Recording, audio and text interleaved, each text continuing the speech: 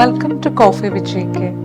മലയാള സിനിമയിൽ നടനാവണം എനിക്ക് എന്നുള്ളൊരു തീരുമാനത്തിൽ വന്നിറങ്ങി.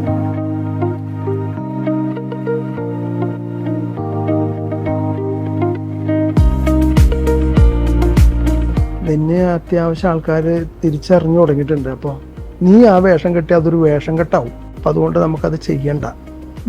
അപ്പം എൻ്റെ ഉള്ളിൽ ഏതോ വഴിക്ക് പാര വന്നിട്ടുണ്ട്. സിനിമയിൽ പാരകളാണ്, അങ്ങോട്ടും ഇങ്ങോട്ടും പാരയാണ്, നമുക്ക് അവസരങ്ങൾ തട്ടിക്കളയുക എന്നുള്ള ആ ഒരു സംഭവം എനിക്ക് ഭയങ്കരമായിട്ട് ഫീൽ ചെയ്തു. ഞാൻ സാറിനെ ഒന്നും കാണിച്ചില്ല. കുഴപ്പമില്ല സാറേ, അതിനെന്താ സാറ് പറയണ പോലെ എന്നൊക്കെ പറഞ്ഞിട്ട് ഉള്ളിൽ പൊട്ടിത്തകർന്ന് നമ്മൾ കറക്റ്റ് 2 ആഴ്ച കഴിഞ്ഞതും സെറ്റിൽ നിന്ന് വിളി വന്നു. രാജു സാറ് വിളിച്ചിട്ടാണ് വിളിക്കുന്നത്. നാളെ വർക്കുണ്ട്, രാവിലെ എത്തണം.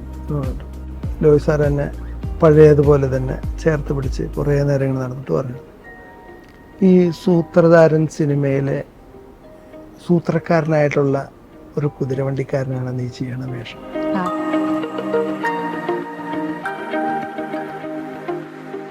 ഡോക്ടർ ബിജു സംവിധാനം ചെയ്ത അദൃശ്യജാലകങ്ങൾ എന്ന ഫിലിം